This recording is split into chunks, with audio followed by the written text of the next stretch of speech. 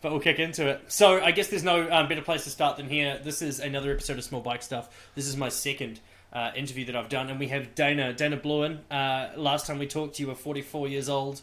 You were living in Bangkok, and I don't know if you had a birthday since then. Fill me in. What's new? Still 44, still living in Bangkok. Good. That's fantastic. So, the whole idea of this conversation, really, and the other one I had with Tom, I just kind of went off on tangents and we just made it work, and it was super small bike focused because that's what we both loved. Yeah. The overall feeling I'm keen to kind of get from this one is that you and I are two people with similar passions. We knew each other from a comment on YouTube and then a few messages on Instagram, and hung out within 48 hours of that happening, and just kind of clicked and it worked. So that was really cool. So I guess we'll talk about YouTube, we'll talk about bikes, we'll talk about Thailand. That's probably what's going to happen here. Great. Sweet. Cool. That's awesome. So first of all, I'd like to say a massive congrats, man, on your Bangkok Ghost Tower video. If you've ever been to Bangkok, there's a giant tower that's not finished in the middle of the city, among others, but this is the most popular one.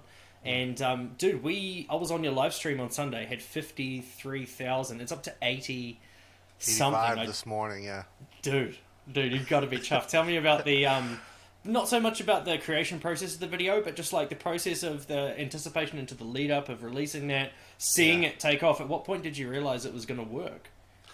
Yeah, I talked about this a bit on the live stream too. I was so nervous, right? I spent 9 months making this, tracking people down, getting interviews from people all over the world who had involvement with this. And in my mind, right, it's like that doubt that sort of seeps in. I'm like, this is going to do like 500 views if I'm lucky. Like, I spent 9 months on this. Yeah.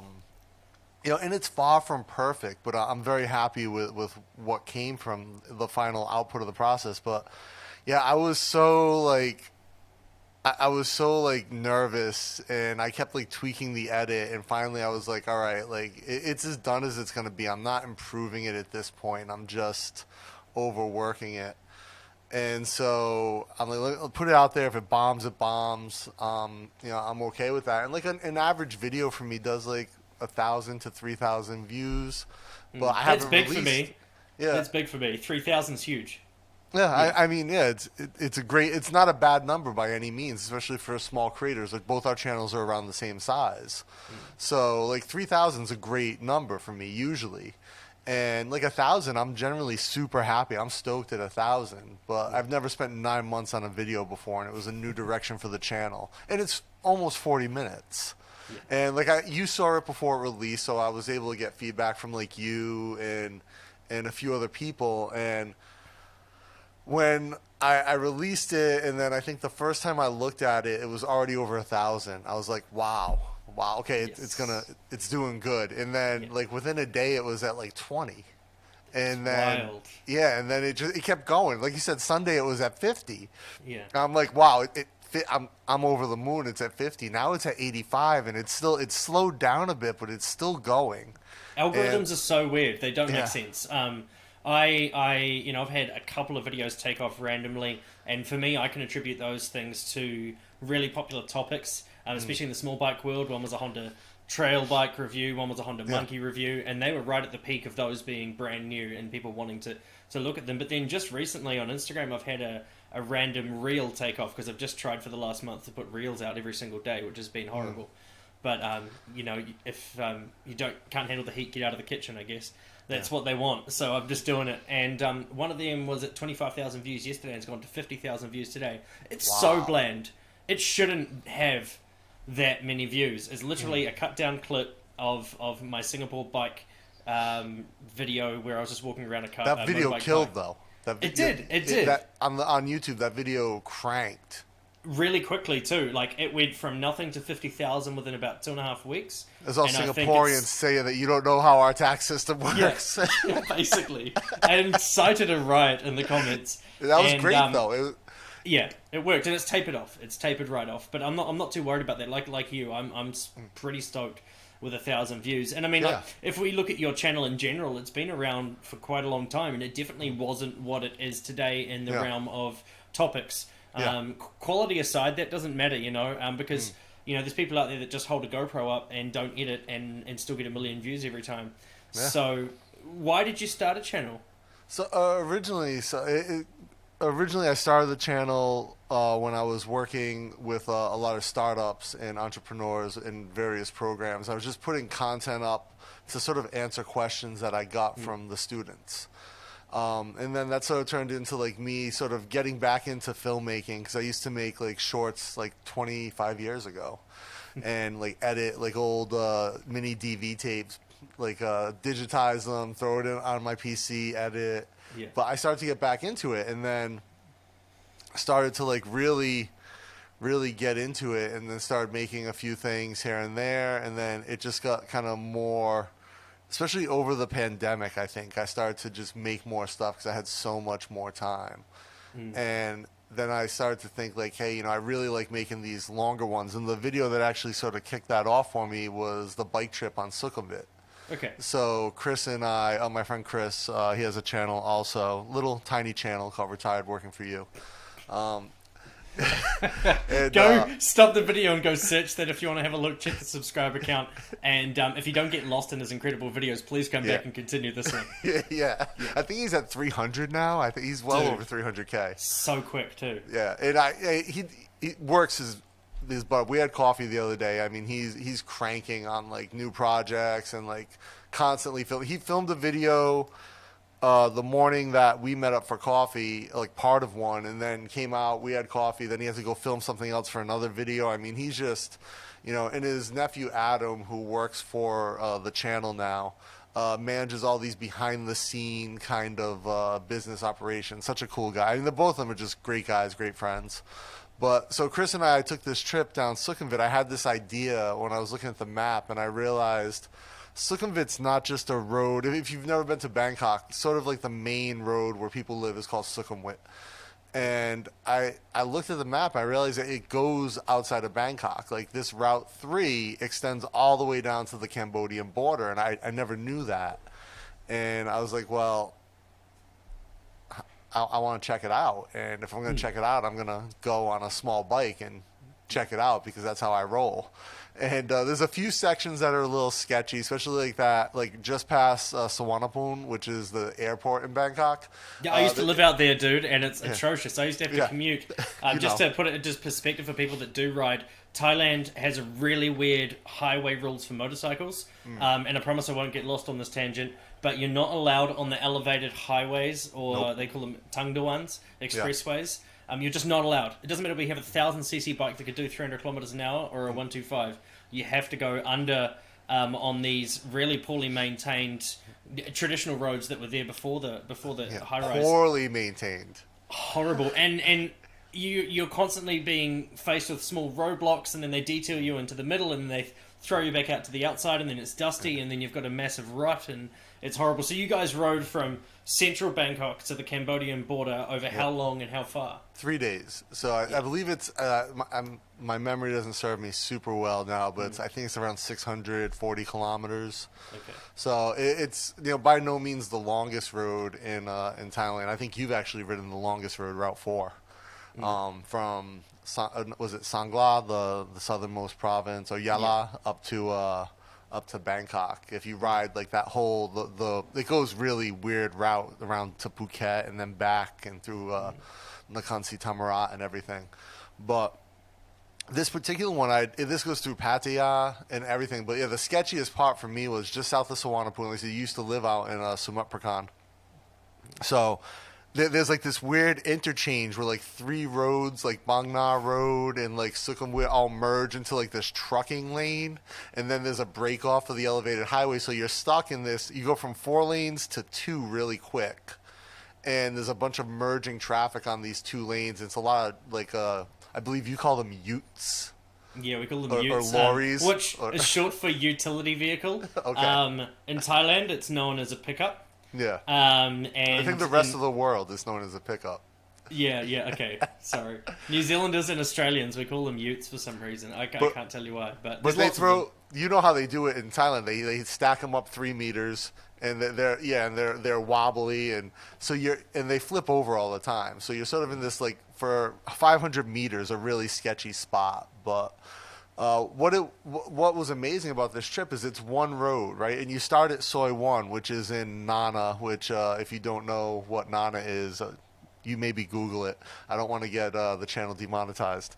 So, but early morning, Nana, Sukhumvit Soy 1, and then we just went straight through. And I think we had lunch in Pattaya that day, and then we stopped in Klang, if I remember correctly.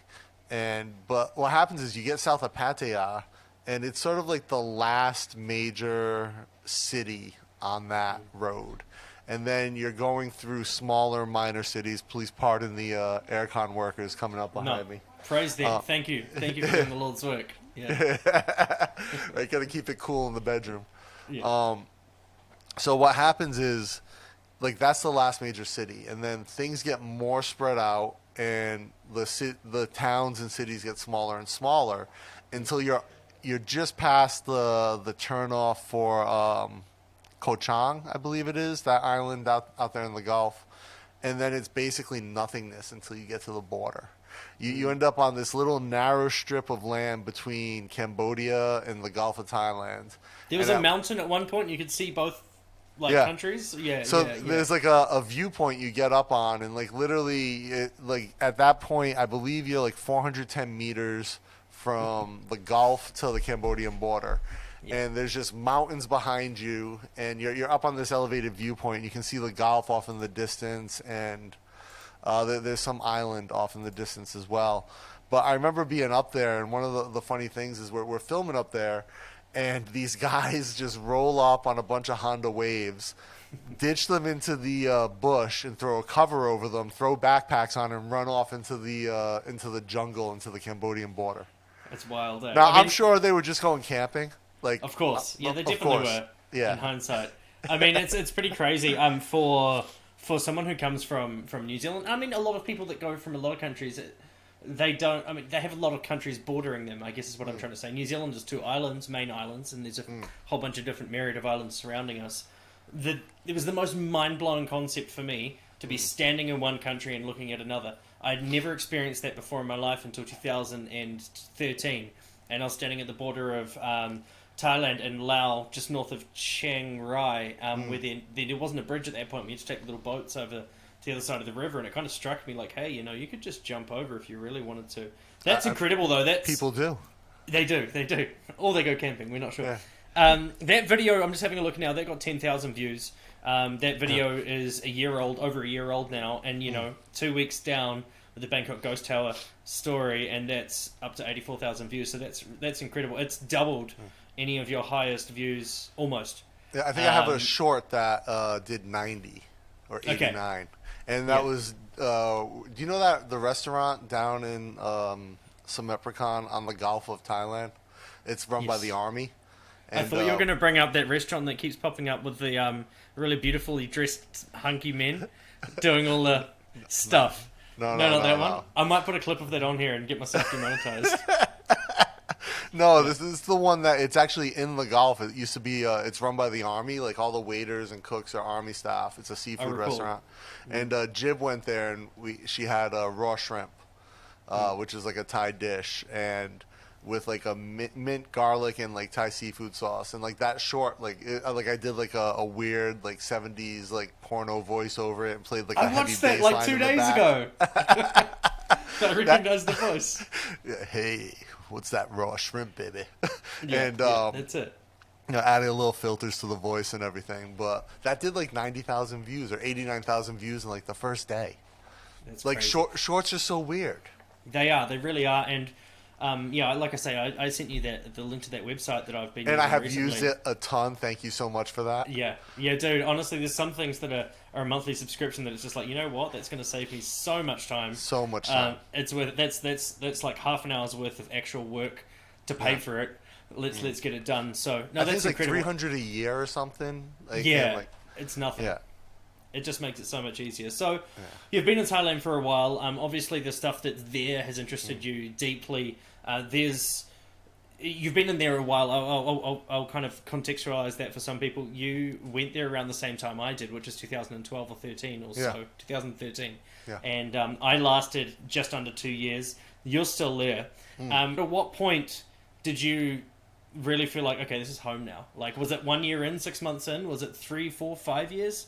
That's a good question. I mean, to think about it, and I never was on a tourist visa here, right? So I came here on a education visa. I was working on a PhD. So I was like already in a long-term mindset when I came here, but I definitely didn't come here with the intent of like making this my home. I knew I loved Thailand. I knew I really liked it here, but I thought there might be something else after my initial goals. But what ended up happening was Bangkok as a city, Thailand as a country for sure, but Bangkok as a city, I just fell in love with it. There's nowhere I'd rather live. I mean, it's not a perfect place by any means. Nowhere is, right? Like, I want to make that clear. But it's a city I love. And I don't, like, when I say that, I'm very passionate about, like, my love for Bangkok, for Krung Thep, and what it is, what it's done for me, what it offers. But by no means do I think, like, it's the perfect place for everyone. Like, you need to find your own Bangkok, so to speak, right? One little question while we're still going on the whole Thai stuff and the Bangkok stuff. Now, do you remember your first day in Thailand? Like, do you have a distinct recollection of that, or is that a massive blur? So that, because of just like how sort of disjointed it all was. Where did you come from? I guess to give people context as well. Ohio. So in the U.S. So I'm American. I didn't grow up in Ohio. I was an engineer living there for a few years prior to sort of quitting my job and moving here. So my first day, only because it's so crazy, like disjointed and weird, I really remember. I arrived super late at night. And like I said, I'd come out here to do a PhD, and I feel like I got sort of hoodwinked by this school.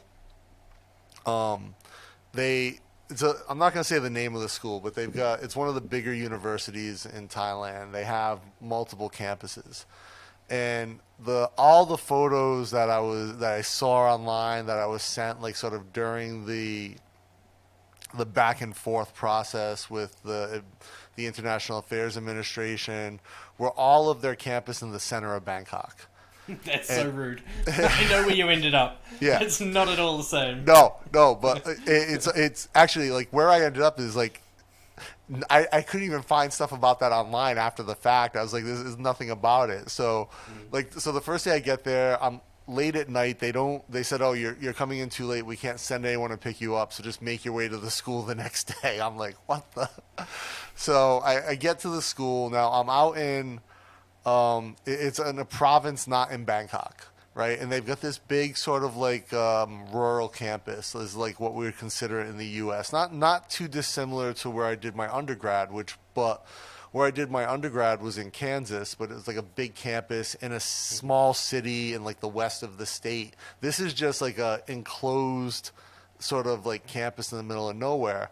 So I go through like all my paperwork and my check-in and everything, and then they're like, hey, actually, because of your major, there's two majors that you don't study at this campus. There's actually a third campus in a different area about 30 minutes from here. We'll put you in a van and it'll bring you there. And the van goes back and forth like 4 times a day. So if you have classes here, you just need to take the van.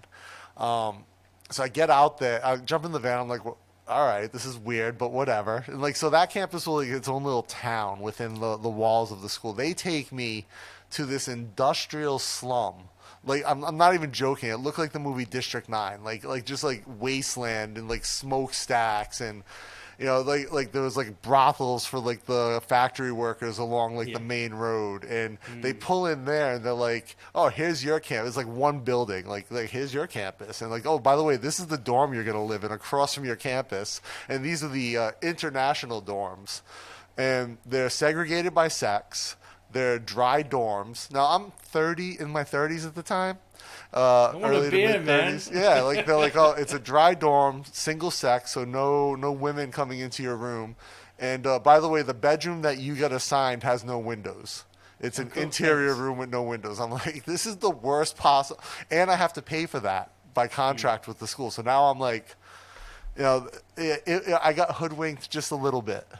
It can be so many things as well for so many people. However, not every single person has gelled with it as much as I did, and you kind of realize it, why, I always had kind of someone to be with. I travelled overseas with a good friend of mine. Him and I were both from New Zealand. We both taught at the same school, did the same things. So I always had a support person there, without realising how useful that was.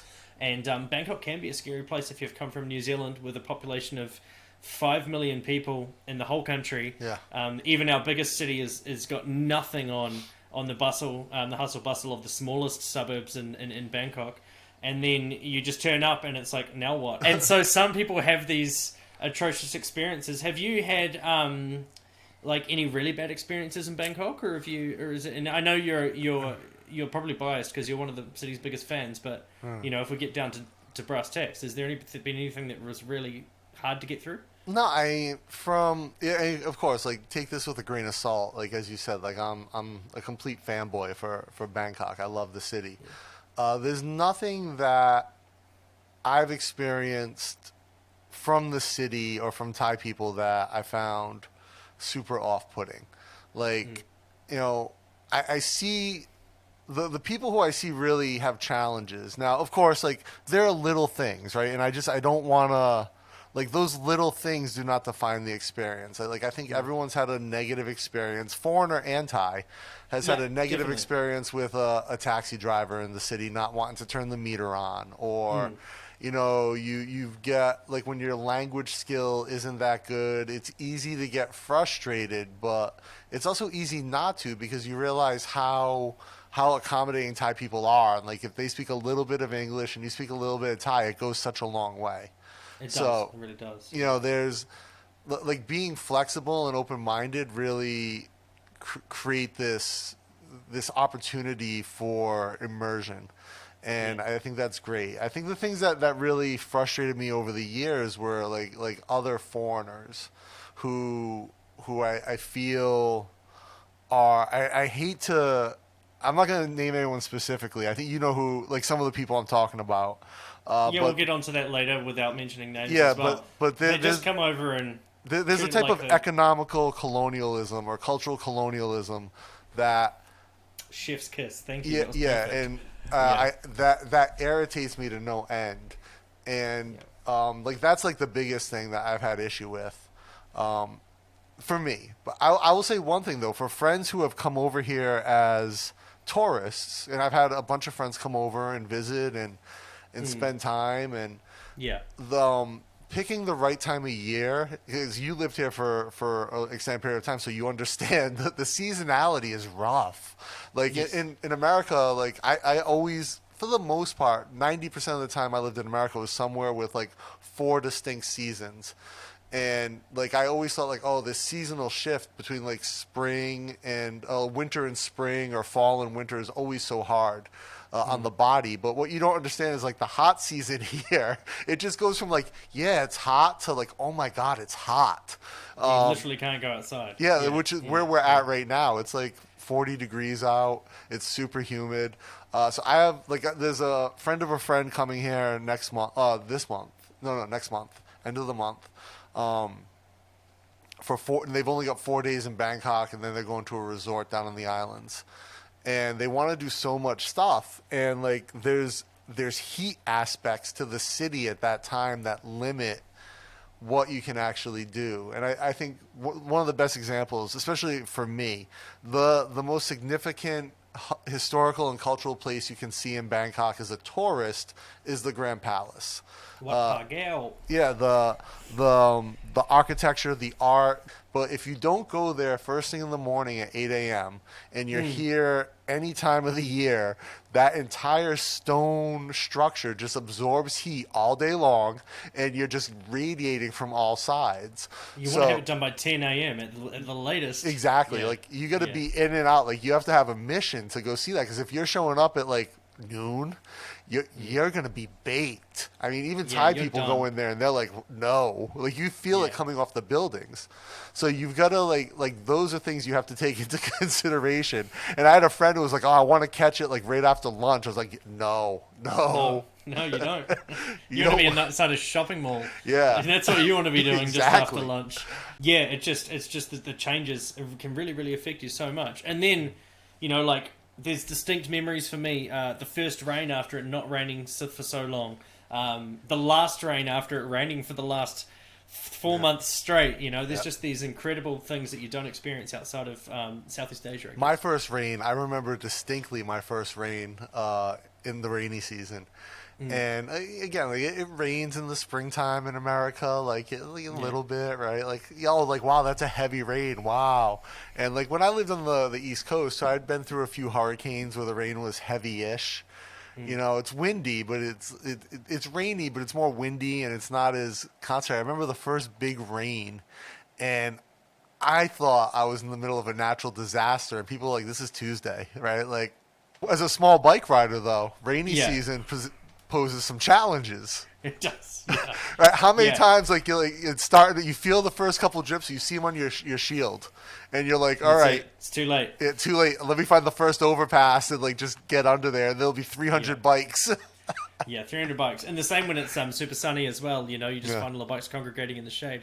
So owning a bike in Bangkok, or riding, I didn't really own one in Bangkok, and I think a lot of people like me that lived on the outskirts of Bangkok still said we lived in Bangkok. Technically, I was actually in a different province, but I used to ride 35, 40 kilometers one way on this on a Honda Zuma X, which is a little twist and go 110. I know the same 110cc motors and everything. Is it 110? It's not a 125? No, the Zumas are a 110, which is a bit sad. They may be 125 these days, but they always were a 110, especially when I got mine. That's a cool looking bike, though. They are, but it was tapped wide open on the straight road, hoping, memorizing where the big potholes are. I used to wear white shirts, and in the pollution, like in the burn off season, all the farmers. I'd get home and my shirts would be grey. So owning a small bike is equally the best way to get around the city if you're not using public transport. But it's also a confidence. You need confidence to do it. I wasn't going to say it's confidence inspiring, because it's not if you're not confident. But if you can handle it, it's good. There's different things you need to know. I can't go over this overpass because that's for cars only, and if there's a police officer on the other side, they're going to stop me and ping me. Helmet rules are really strict in Bangkok. What's your overall opinion on riding in Bangkok? I love it. I think we talked about this before when you were here. I absolutely it's my favorite thing. At the same time, it is difficult. My first choice is always to take the train, right? Like if I'm going somewhere that has a train, or that I can take the train close by and jump on a Win or a Songtel to get there, I will probably do that, just from a convenience perspective, because you know too, parking is not always the easiest in those areas. So something to consider, but there's something special about just being able to go through the city on a bike. And I have a MSX, so I have a manual. MSX is a Grom for I don't know if it's an MSX anywhere else in the world.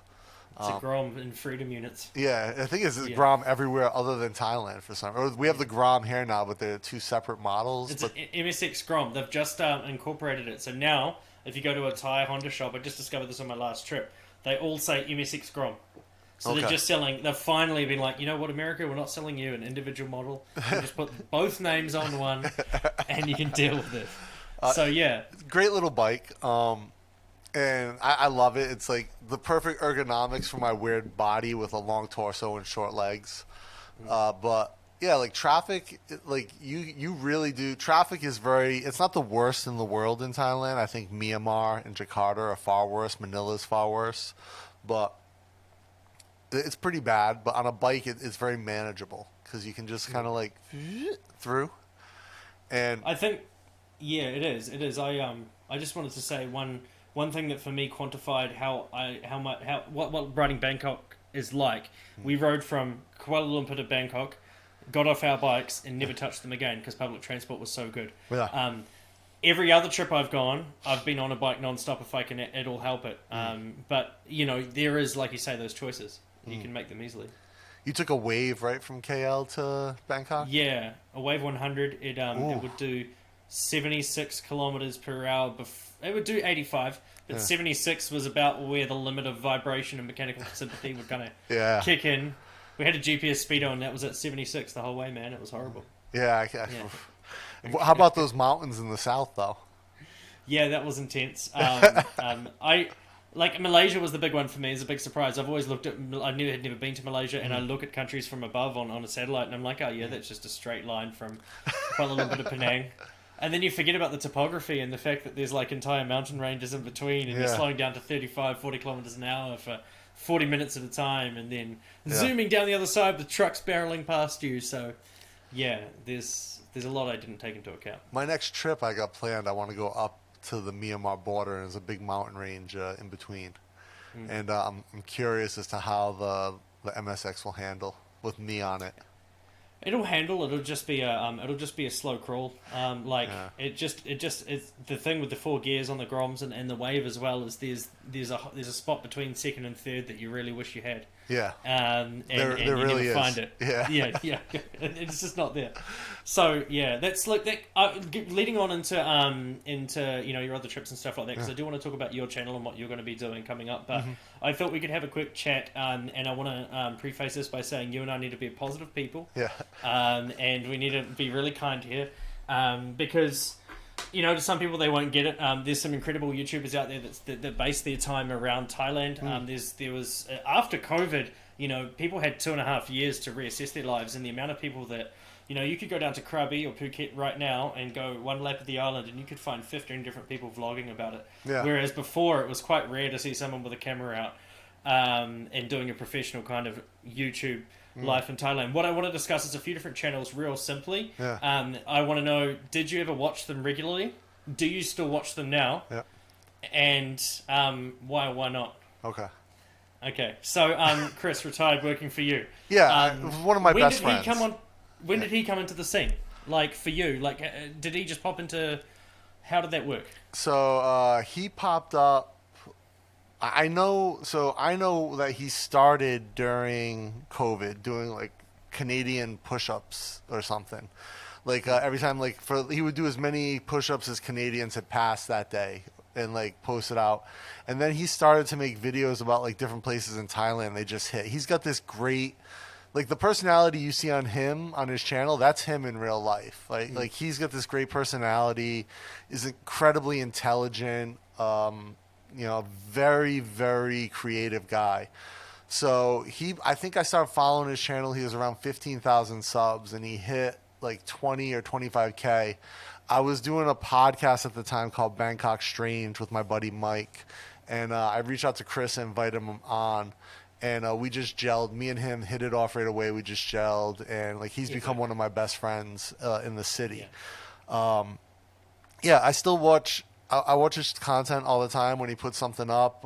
We collaborate on things all the time, and then we hang out without the cameras all the time, probably more often than not. So, you know, it's like we want to do fun stuff together. We're talking about something that I think will be big. It'll be small bike related in the near future. It's going to be stupid and fun and ridiculous, and he's going to do like his own thing with it. And I'll do something very similar to the format of the Ghost Tower video with it'll come out much later. But it'll just be a fun time for a couple of friends. And I think that's awesome. That's where we vibe. But yeah, I still watch his videos. I think he's one of the best spokespeople for Thailand in general. I mean, he understands the good and the bad of it. And I think one of the things that makes him a really great creator is he's had some missteps. Like he's done some things that maybe weren't the best optics or weren't the greatest idea at the time, and he owns that and he moves on from it. Yeah, he's really awesome. He's not the type that doubles down on like no, that was still good. Like he gets when he's like, oh, that wasn't a good look. I shouldn't have done that, and I won't do it again. He's also come into YouTube from an aspect that from a situational aspect that not a lot of people do. A lot of people start YouTube in the hopes to grow something, and for that to sustain them. Chris had worked very, very hard for a long time. And he's got to be in his late 40s maybe. He's early 50s. Early 50s, yeah, sweet. So he had a whole working life, and got himself into a situation where he could, especially during the COVID period, jump over here, and that was it. That was his full-time thing. And I think, I dream of that. I think, and not in a jealous way. That's a good on you. You've done so well. And I think I like to sit there and imagine, like we all do, like if I could dedicate 24/7 to YouTube, it would be amazing to see what was possible. And he is like that guinea pig example. It's like you follow exactly what he's done. In the middle of COVID lockdown, he was handing out cash to people, which is equally, for me, that's how I found out about him. And I was like, this is gimmicky. And then I watched it and I was like, my God, he's genuine. Yeah. And he's equally taking all aspects of the clickbaity titles, but actually delivering on them, and he's making really incredible stuff. So that's really cool to get a bit of a background on that. And of course, go watch the video of you guys riding together all the way along Silk and Fit. Yeah, and we did Khao Yai as well. Yes, which did really well. Yeah, that did pretty well. I think that's like 30,000 views or something. Yeah. It'd be remiss of me not to mention CB Media for a couple of reasons. My initials are CB, and I always like to make that point to people that he stole my channel name, even though I never wanted to call myself CB Media. No, I found out about him through other people sending me links like, hey, look, Kellum, you like Thailand, look at this long tail video. Yeah. And I think that was the first video of his that really, really took off, was a long tail boat video. Blew up, yeah. And I think it did millions and millions of views, didn't it? Millions. It's honestly, he's 500,000 subscribers, I think now, maybe a lot more. He's doing really, really well. Yeah. As far as the subscriber count goes, I did watch him a lot. I kind of dropped off. And let me preface this by me not watching someone does not mean that they're not worth watching. It just means that I stopped watching them. Once he did the whole. He does the whole classic example of the thing I don't want to elaborate on is Thailand's my home, and like I know for a fact that the way you're coming into the country is anyway, and he's putting out some incredible content, but for me it was when he's like, oh, I can't stay here anymore, I don't want to, and he put out this big fumbled long explanation video about why he's not going to stay in Thailand anymore, and he's going to go to Dubai and do all this other stuff, when it was quite clear that someone who stayed in Thailand is like, dude, you've just run out of visa. Yeah. And you've got to leave. And I'm glad to see that he's come back. He had a bit of a misstep with his motorcycle burning video that I haven't watched, but I've heard a lot about. I think he took it down even. Did he? Yeah. Did he? Interesting. Okay, well, look, when did you find out about him? Did you ever watch him regularly, and do you still watch him now? So I think I found out at the same time, like with the long tail video, like is when he really popped on my radar. And to be clear, I don't know him personally. We do have some mutuals. So like I've exchanged emails with him about something, and he was pretty cool about it.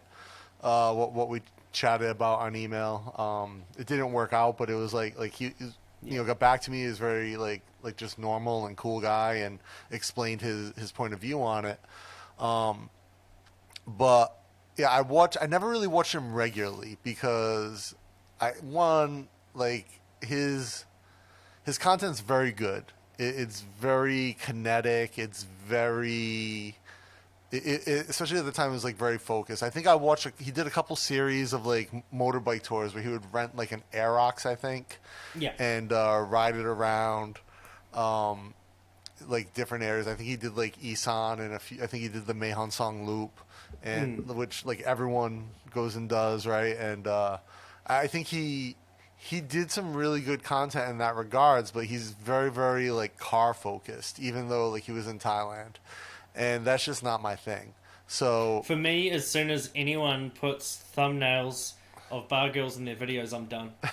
I'm just done because I don't know. Yeah, that too. I get it. That's fine, and there's nothing wrong with that. I think anyone that lives in Thailand kind of just accepts that part of the country exists, but. I always told myself when I started, like, I'm going to do this my organic way. I'm not going to go out and jump for views with any silly reasons. Like, if if I make a video and I'm happy with it, great. And hopefully in 10 years, I've got a decent following. I could do all these shortcut steps to try and get this view count going really, really quick. But that just wasn't my thing. And I think another thing is if you live in Thailand, which is an aspect a lot of people probably don't consider, is that the stuff that he's showing is super interesting if you don't live in Thailand. If you haven't been there, if you haven't seen it before, if you do, it's just like, oh, that's just another long-tail boat. Yeah. It's just one of those things. So I guess that's another thing. That's, again, I think part of it as well. The bar girl thing, like, I think that, like, he's the type of guy, like, I think that's probably genuine to his personality, though, and his lifestyle. Completely agree. That he likes to go out. Like, I don't think when he does that, like there are a lot of people who force that and it feels unorganic. When he goes out and does those things, I don't think it's like him being fake. I think it's like he's like, hey, I went to these bars in Phuket. These are the girls who work there. I'm going to put them in the thumbnail because it represents what the content is. And like he goes to car shows. He's around all these models that are, in Thailand we call them pretties. Right, so like he's around these girls, and so he puts them in the thumbnail, he puts them in the video. It makes sense, and I think his audience responds to that. That's cool. He does some really cool stuff. I don't need to tell anyone to go watch CB Media if you haven't seen one of his videos and you've been watching my videos, then like YouTube's algorithms are broken. Yeah, for sure. I'm sure they'll be in the side of every video I do. One I do want to touch on, just because you had like somewhat of an interesting, I wouldn't say interesting, you just had like a personal dealing with this YouTuber, and I think that's really interesting when you actually kind of meet people behind the scenes. Like, I watched a lot of your videos before I met you, and and just like you said with CB, is his name Chad? Chad, yeah.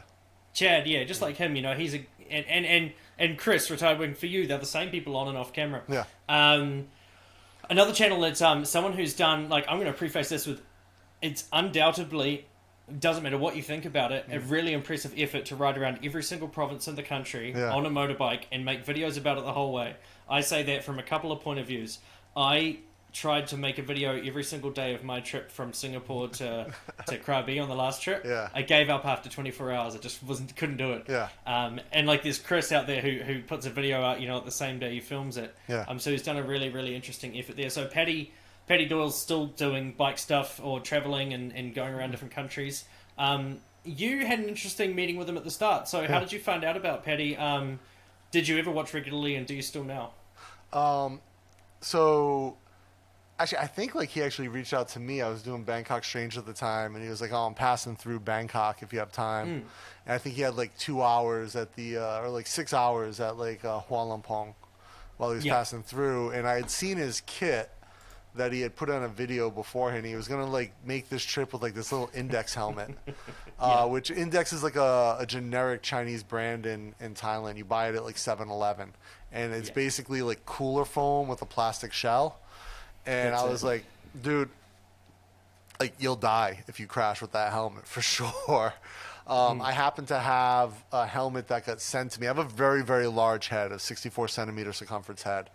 So I have to special order my helmets, like a 3XL. And there's one manufacturer called LS2 that makes the right cut for my head. Yeah, they're 4XL and 5XL helmets or something like that. So I have to order from them. And it's like the right cut as well. Like I need that full like bowl cut. And so I had ordered one from a shop in Hong Kong, and they sent me the wrong helmet. And awesome. They were like, "Hey, don't send it back because it'll be too much. Just we'll refund you, and you can reorder a different helmet."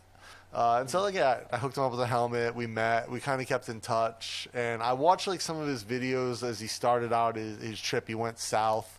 But I sort of got really turned off to his content pretty quickly, mostly because of his personality. Like he complains a lot about things, and when I talked about like cultural, economic colonialism, like I tried to have these conversations with him about things. Like he would point his camera at like impoverished, subsistent farmers, and be like, "This is the real Thailand." And with complete disregard for the entirety of the country. And when I had these conversations with him, he was very dismissive about like that, and insisting basically the language he used made me feel like our worldviews were not compatible in a friendship perspective. It's almost like you get the feeling that it's coming across as hey, my way's the right way, you're doing it wrong. Yeah. And then that's kind of it. For me, it was I still do go through and touch base, especially if I'm interested. With this video, especially if I'm interested in a certain region, because I know that I can just reliably go and look at a video of, like, I was looking at a route through southern Thailand, Narathiwat, Wat, which is deep south on the border with Malaysia, bit of a scary province for a lot of people, depending on, who you talk to. Yeah. And that was one of the main places I could go look. But just the, I think the way some people... and it's not just him, I've seen this a lot in Thailand, and you'll notice this with certain expats as well.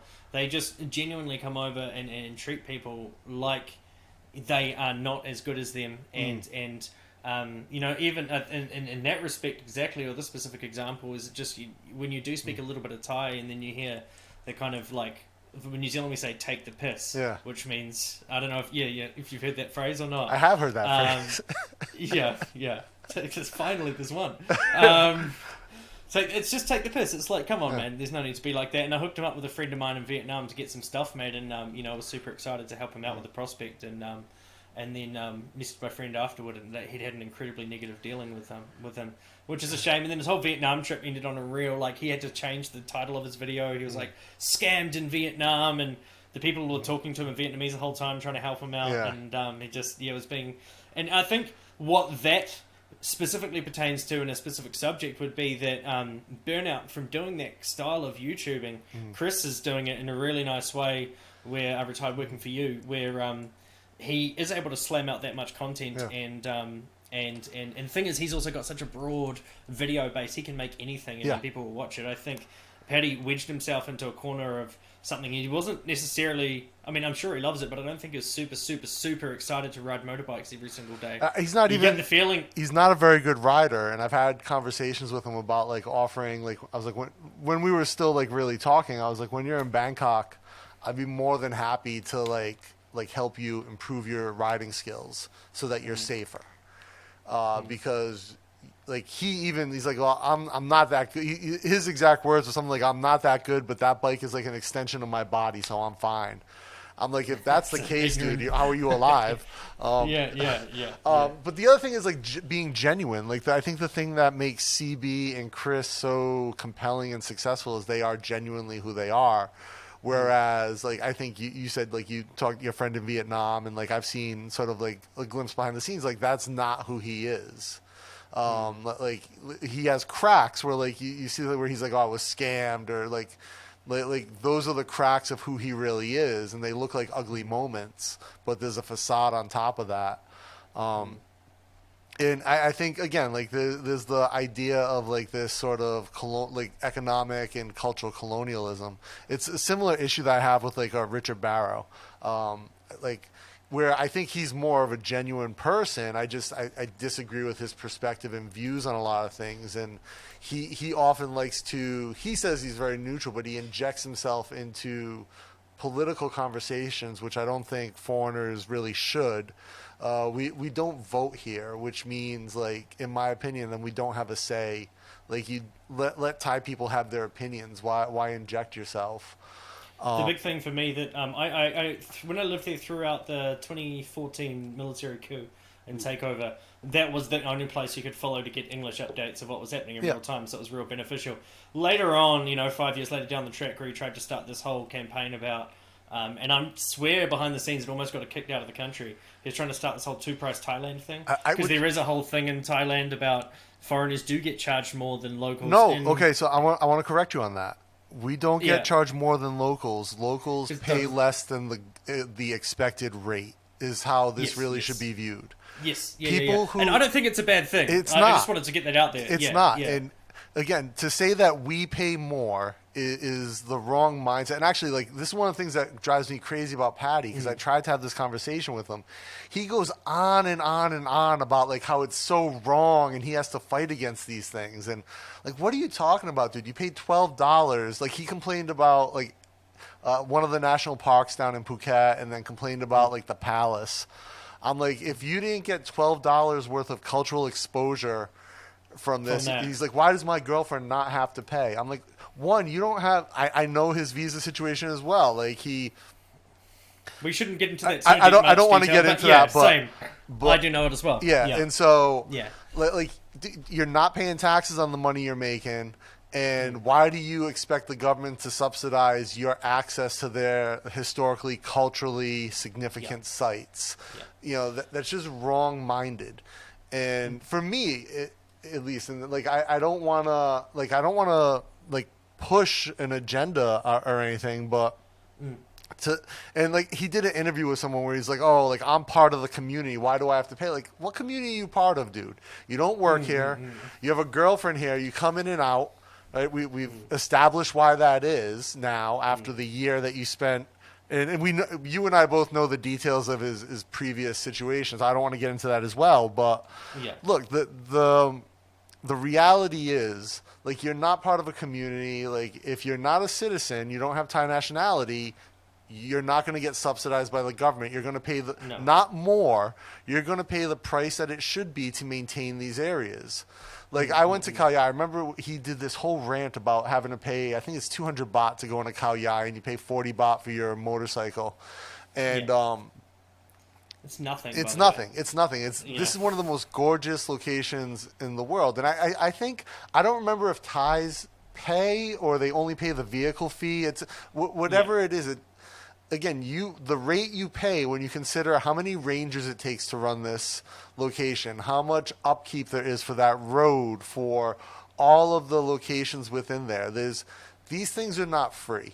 And if you're not paying taxes, that means that you're not contributing to the upkeep of these locations. So you're paying the rate that it would cost everyone. People who pay taxes are being subsidized because they're part of that. Completely agree. For me, something I can relate that to, like the same feeling I got was during the 2014, before the military coup in 2014, there was big protests with two teams. I'm not going to say what they are. It's none of my business.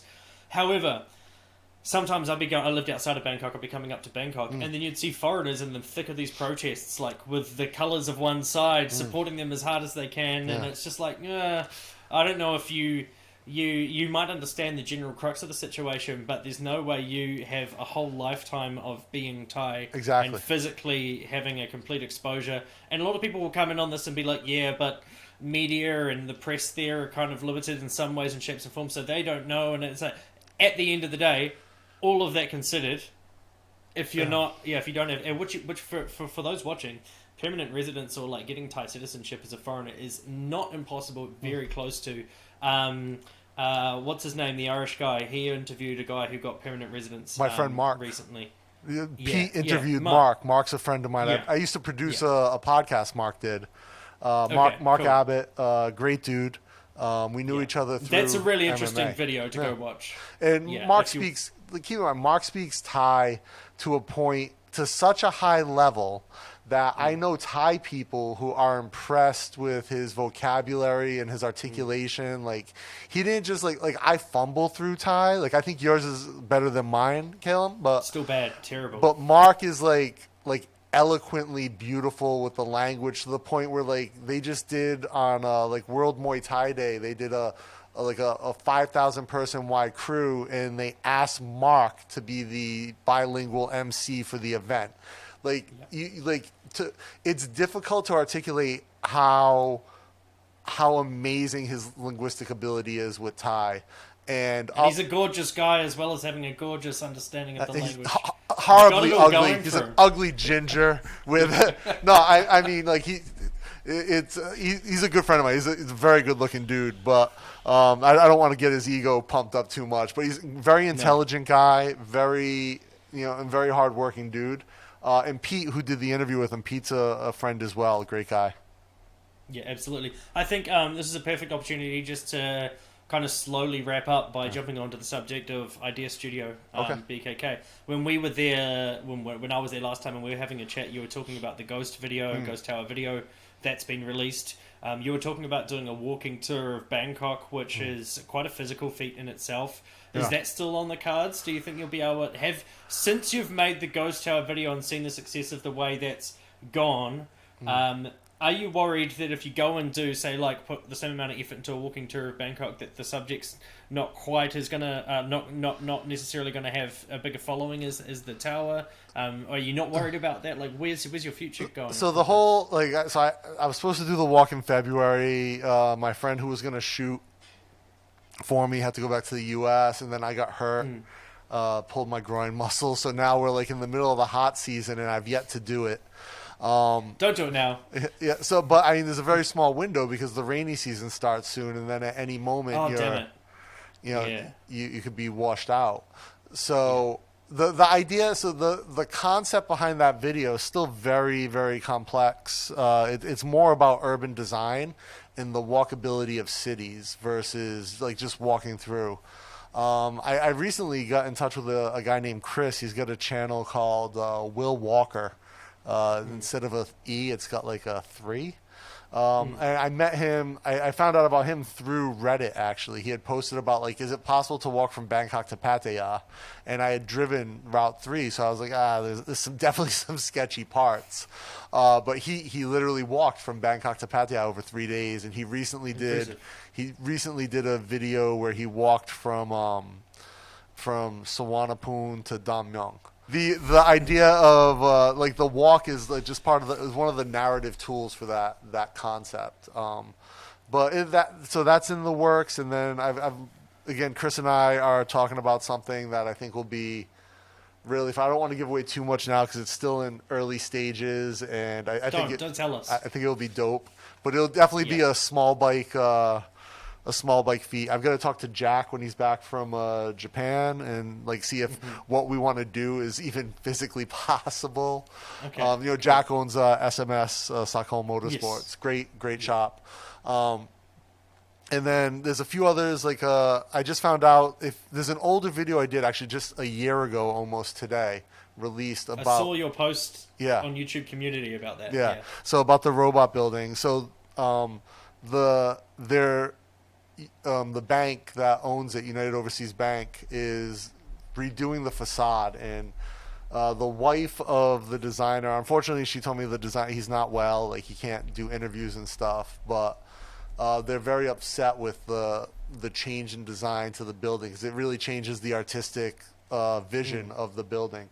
So progress, everybody. Yeah, so I'm happy that they're not tearing the building down, but it is being changed. So I may pause a lot of other stuff at the moment and try to do a deeper dive on that building and on Sumet Jumsai, the designer, because I don't want to become an architectural channel. So like by any means, actually the next video that will come out is a biography, a short biopic about the drummer for Titanium, which is a Thai hip hop band. I'm friends with him. I think I told you this. I know Wei, the boy Wei from Titanium. We were in a movie together, and sort of we're the same age, so we really vibed over hip hop. And I was in one of his music videos as a tweaked out bus driver. And so cool. Which they actually let me drive a bus in the middle of Thailand. That's so dope. It's so awesome. But so like I'm gonna like make a short like sort of a series of like individuals involved in that industry, just to show like it's a very homogenous type of industry even here, and the influence that ultimately Titanium had of bringing that sort of like 90s era New York East Coast style of hip hop to the country. That will actually drop next, but I may take a deeper dive. I may spend a year working on the robot building piece, For sure. and then So put something else out in between. It's just the longer form content definitely seems to be the dream that you've had, and you're making it happen. So, number one, congratulations. Number two, don't stop. Thank you. But look, this has been incredible, man. Thank you, dude. We've done well. We could go so much longer about just like the first topic. We could itself, keep waffling. Yeah, waffling, which is just talking, by the way, people. In case you wanted to know. If you've got another meaning for it, chuck it in the comments and let me know. But I will probably be releasing one of these videos kind of every couple of weeks. I think I'll do one normal video, one of these, one normal video, one of these, as long as I can, as long as people are interested. It's. I love that you picked up a little bit more after your trip. Like it seems like you've got renewed focus in bike videos. Massively refocused. Last year I tried to start a brand new channel, Moving Our World, because I got so sick of bikes, and there's a whole lot of weird animosity that happens in small scenes within small countries.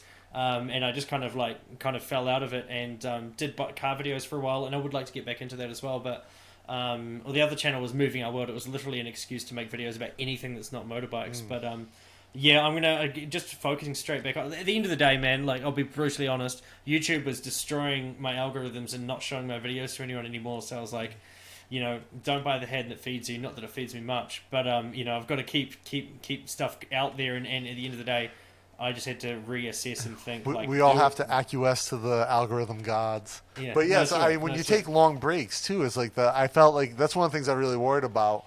There are other channels out there that have a similar model where they do longer, in-depth videos and they take months and months between them.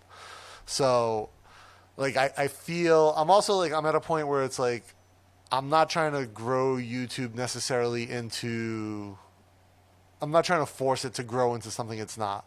My channel. If it finds success with the projects I do, that's awesome. If it doesn't, but I enjoy making the project, that's awesome too. Like I say, I make my videos for me. If anyone else watches them, that's a bonus. Yeah. Although after 9 months of effort, 85,000 views is really appreciated. Yeah. Anyway, we'll wrap it up there, man. Thank you so much. We didn't get to talk about Jeb and her wonderful artwork, which means we're just going to have another chat. Anytime, maybe brother. In a couple months. Yeah, man, absolutely. And yeah, I'll cut the recording here and we'll keep having a chat for a little bit. Awesome. Great. Thank you. Anything else you wanted to say before you go? Watch Small Bike Stuff. Yeah. Watch Idea Studio, BKK. Thanks so much, buddy. Thanks, man.